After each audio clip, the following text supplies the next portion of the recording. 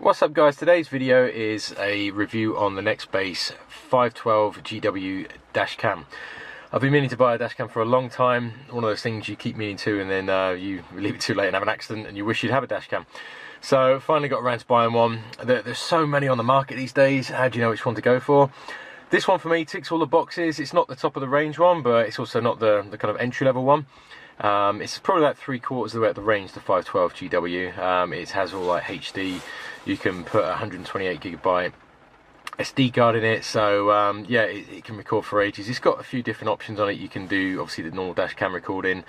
It's got a camera in it. I don't know why you'd use a camera, at least like a photo camera.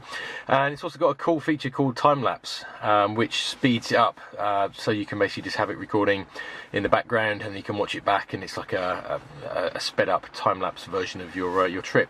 It's important to note that the time-lapse is not something they recommend that you use just for day-to-day capturing of videos, because it doesn't really work that great if you're trying to use it as evidence should you have an accident. But it's good just for leisure, and that's basically what they recommend. So when you get it, it comes pretty much plug and play, ready to go straight out of the box. Doesn't really come with many instructions. You get like a quick start guide which just explains how to like plug it in, turn it on, and off you go.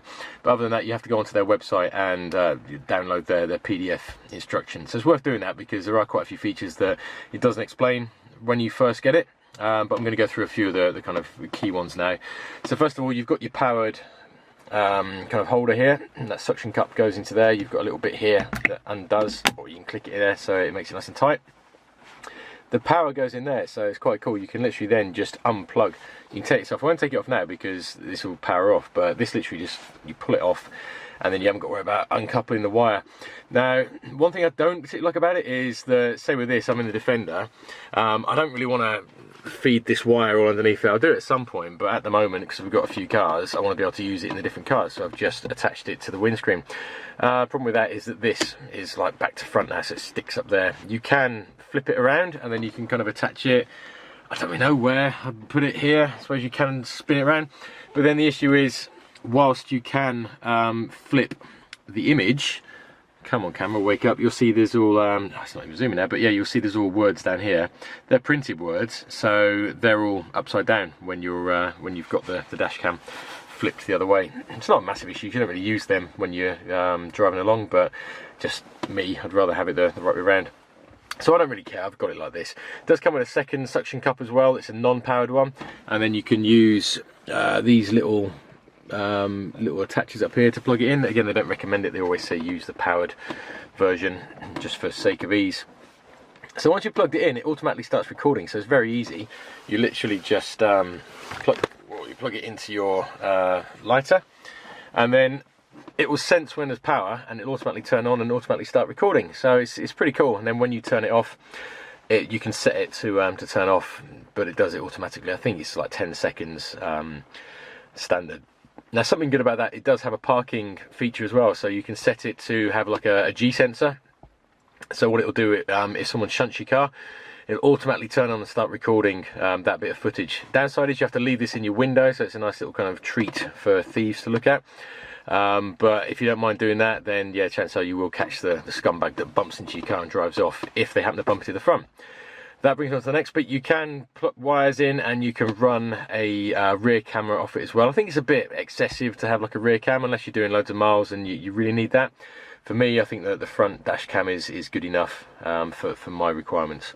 So in terms of little features, up here you've got the menu button. You press that, and then you've got this one. We've gone into the camera feature, so I need to get out of the camera feature, so I change the mode.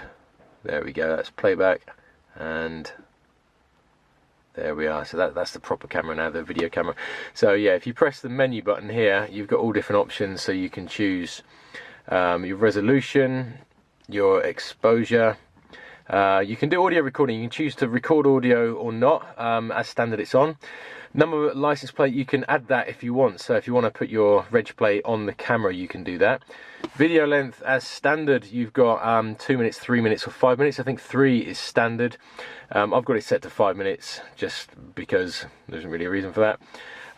Time-lapse is the one I was just talking about. That's really cool. You can set time-lapse and then it'll record in what is it, slow motion, and then it's sped back like triple fast. So if you do like an hour's worth of driving, it will play that back in literally about, I think it's like 8 or 9 minutes worth of sped up footage. So it's really cool to watch back.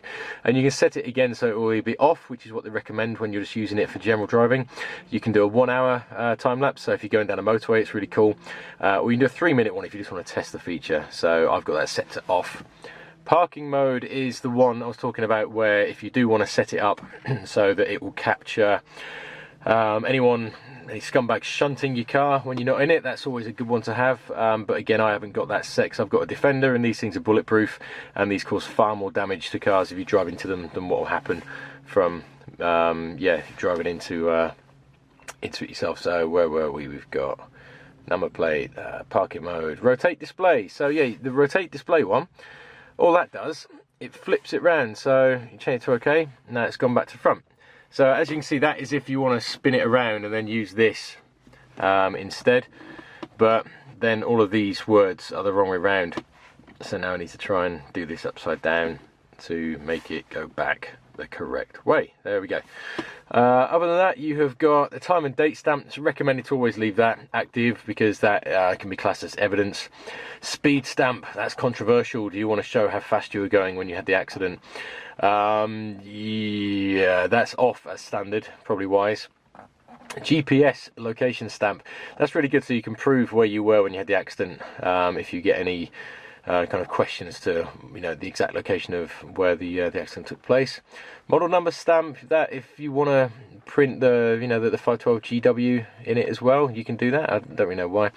Now dual files is if you want to have a high res and a low res file, so it will automatically save both versions to your SD card. The high res file will have all of the coordinates, the speed, the time, date, reg plate, all the stuff that you've chosen to include on the file it will have. The low res file will have none of that. It's literally just like a backup. Now the G sensor, you can set that one. That is literally, it's got like a G sensor inside it, so it will automatically protect the file if it senses that you've had an accident or there's a big shunt or a bump or something. So that's if someone tries to just come in and grab it and then delete the file. You can't do it from that because these are read only. The only way you can do that is by taking the SD card out and putting it into a computer. So yeah, just for sake of protecting files, if it does sense that there's some kind of like abnormal bang or shunt or bump, you'll get it's like a red padlock screen come up on the screen, and that basically shows that it's protecting that file, it's recording it, and you can't delete it. So it's just like added kind of comfort really. The only issue with that is that it can be quite sensitive. You've got high, medium, low and off. I'm in a Defender, and these things are pretty clunky as standard. I've tried all different settings, even low, and even just like pulling out very gently with a very kind of feather in the clutch, it thinks you're having a massive accident, and it puts the padlock on straight away. So just for sake of ease, I've turned the G meter off. Otherwise this thing's going mental and constantly thinking that I'm having an accident.